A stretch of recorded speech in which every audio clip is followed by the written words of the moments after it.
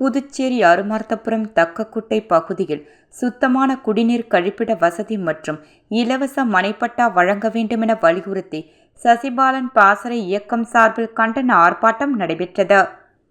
புதுச்சேரி அருமார்த்தபுரம் தக்கக்குட்டை பகுதியில் நீண்ட காலமாக குடிநீர் பிரச்சினை தொடர்ந்து நீடித்து வருகிறது. மேலும் உப்பு கலந்த குடிநீரை இந்த பகுதி மக்கள் குடித்து வருகின்றனர். மேலும் இந்த பகுதியில் உள்ள சுடுகாட்டிற்கு பாதுகாப்பு சுவர் அமைத்து கொடுக்க வேண்டும். சிறுவர்கள் விளையாடும் வகையில் பூங்கா அமைத்து கொடுக்க வேண்டும்.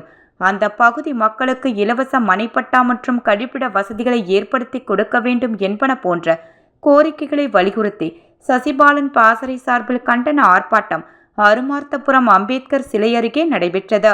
ஆர்ப்பாட்டத்திற்கு வழக்கறிஞர் சசிபாலன் தலைமை தாங்க அந்த பகுதியை சேர்ந்த சுமார் 200க்கும் மேற்பட்ட பெண்கள் ஆண்கள் என கலந்து கொண்டு கோரிக்கைகளை வலியுறுத்தி கண்டன கோஷங்களை எழுப்பினார்கள்.